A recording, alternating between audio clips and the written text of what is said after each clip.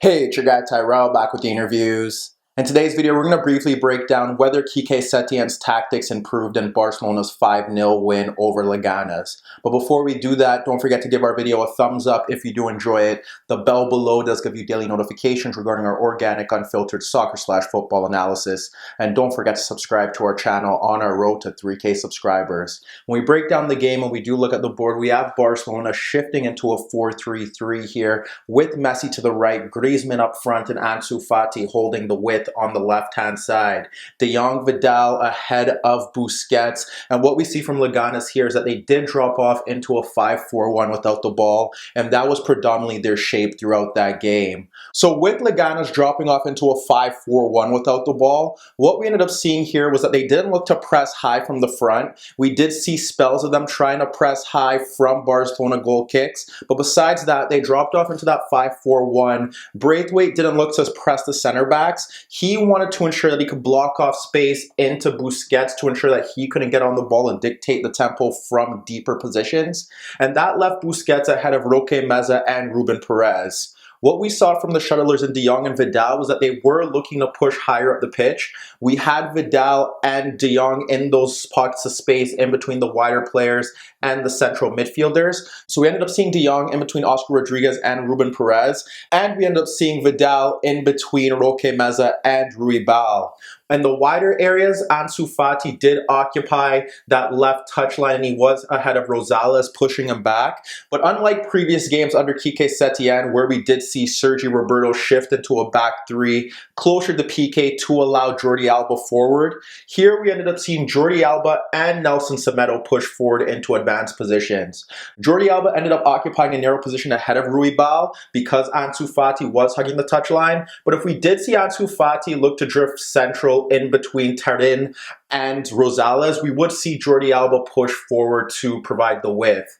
On the right-hand side, Messi did occupy different positions throughout this game, and he was more effective when he dropped off into those deeper positions ahead of Oscar Rodriguez. When he drops off ahead of Oscar Rodriguez, it allows Semedo to push forward, but there were also times where we did see Semedo, like Jordi Alba, occupying narrow positions ahead of the narrow, wide players that Leganes fielded in Oscar Rodriguez and Ruibal. And that would see Messi stick towards the touchline, yards away from Jonathan Silva, to ensure that Barcelona stretched the pitch there. At one point, we did see De Jong in between Jonathan Silva and Siovas, and we ended up seeing Vidal in between Tyrrell and Rosales as well. And at some points, we did see them occupy the wider center backs. Griezmann looked to break in behind throughout that back three, trying to make runs in behind the back line, and he was dropping off deeper to link play. He was a bit more proactive in this central role, and that does give Barcelona some promise if they start to get runners in behind, as Griezmann does drag out center backs. However, for all the possession that Barcelona did have, once again, they still struggled to create chances from open play.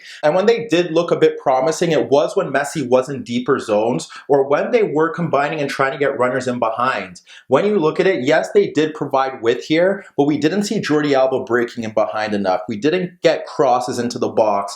Ansu Fati is still struggling to beat his markers. And when you do assess it, with Messi drifting central, the problem here is that most sides now, including Leganes here, was dropping off into a narrow 5-4-1, compressing that space. So when Messi is trying to combine with teammates playing those intricate wall passes and those quick 1-2s, when it comes to that final pass, Barcelona's being bogged down around that final third. And that's the biggest issue here. So they rarely have wide runners breaking in behind. The fullbacks are stretching the pitch, but not offering any production from those areas. And once again, it did seem like it took either defensive mistakes, a bit of fortune, or some Messi brilliance for Barcelona to create chances. So when we look at it, what we end up seeing here is Piqué sliding the ball out into Semedo, which does pull out Oscar Rodriguez.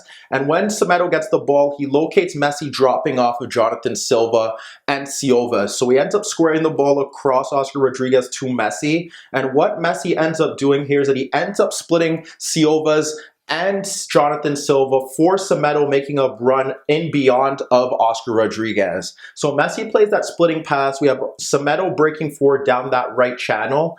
Ruben Perez tries to track that run, but when Ruben Perez does track that run, Semedo ends up locating Griezmann, making a darting run across Tyrrell and Awaziem to receive the pullback, and before Awaziem or Ruben Perez can make a challenge, Griezmann's able to convert. But when you break down that goal, it's Messi dropping off a bit deeper, like I said, but he also locates the runners. Semedo looks to break forward. We have Griezmann cutting across the center backs, and that's what you want to see more of from Barcelona, rather than long spells of possession and them constantly looking to play through the middle. This is an avenue that they lack in Quique Setien's play and under Ernesto Valverde, and this was a good indicator as to how they can bypass narrow defenses. When we look to the other quality opening that Barcelona did create from open play, what we end up seeing there is Jordi Alba this time receiving the ball ahead of Vidal in a narrow position, and he locates Griezmann dropping off of Tyrrell. So Griezmann drops off Tyrrell to drag him out of position and receive the pass, and Griezmann plays it back into the path of Jordi Alba and spins off Tyrrell before Jordi Alba is able to play a ball across Vidal and Tyrrell for the run of Griezmann breaking into left half space. What should also be noted there is that Rosales can't shift over based off the fact that Ansu Fati is adopting a higher position to peg him back. So when Griezmann does get that pass from Jordi Alba, it forces Awaziem to come across, and Griezmann's shot is blocked for a corner kick. But besides that, when we look at Barcelona's chances in that half, Lenglet was able to convert from a Messi corner kick, and the only other opportunity that they did create stemmed from Vidal firing a shot into side netting, and that also was manifested through a defensive breakdown from Ruben Perez and Vidal that saw Vidal break into the challenge. So that was what we saw from Barcelona. They offered width, but with Messi dropping off a bit deeper and looking to play passes in behind, being a bit more direct, that looked like their best route to goal besides playing passes into those narrow fullbacks, because they weren't getting anything from Vidal and De Jong in those higher areas. Busquets on the rare occasion played passes in behind but was pressed out of the game, and Leganes was comfortable dropping off into a narrow 5-4-1. Yes, they did concede 2 goals in that opening half, but against a better side that does adopt these tactics, perhaps Barcelona do struggle. On the other hand, although Leganes didn't dominate possession for long spells of that game, they were able to cause Barcelona a few issues. The first issue being the fact that they were being able to get the better of Sergio Busquets, and we saw that in the opening stages, where we had Messi closing down Silva's, and Silva's ended up punting the ball over Busquets into the path of Braithwaite, dragging out Lenglet.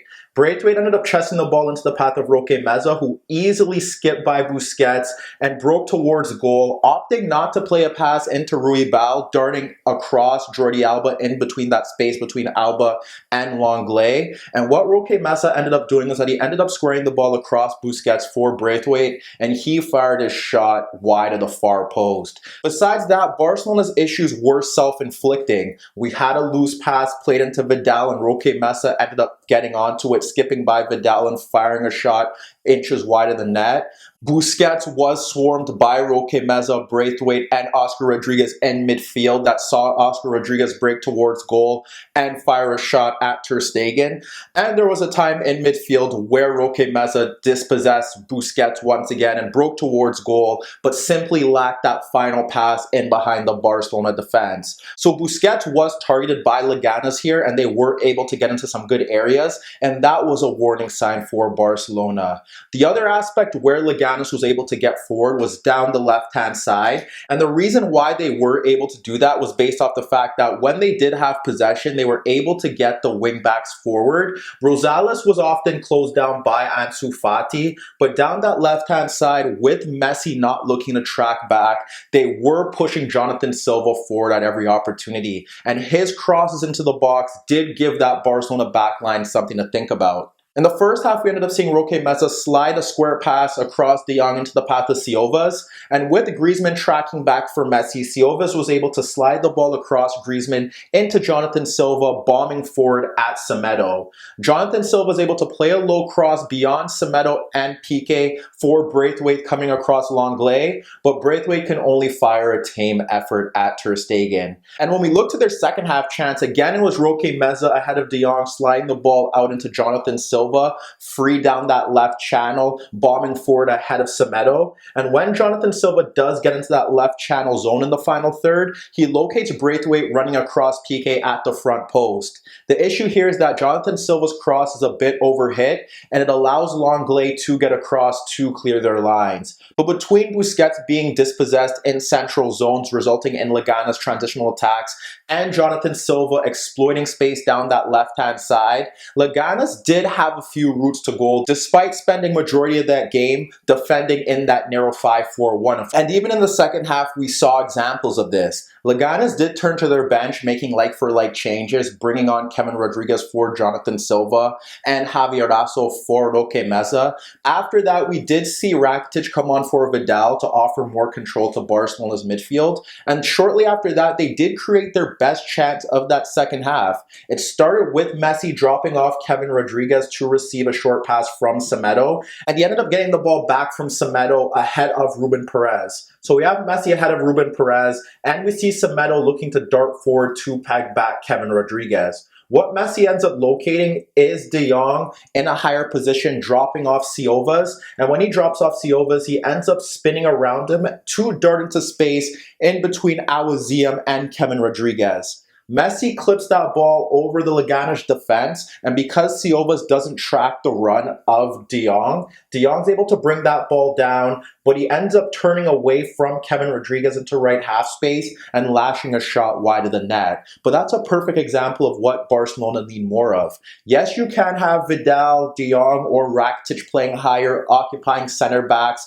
looking to adopt positions in between the fullback and the center back, but if they're not looking to pull markers out of position, if they're not looking to make runs in behind along with the wider players and the fullbacks, then their system doesn't make sense with Messi dropping off a bit deeper. They're too static. They need more runs in behind to offer penetration. And if they don't do that, they get bogged into the center of the pitch. But after that chance, the game kind of fizzled out. Firpo replaced Alba. We ended up seeing Plomer come on for Braithwaite. And we ended up seeing Arthur Melo come on for Griezmann, which saw Messi shift into a central role and De Jong play a bit higher on the right-hand side.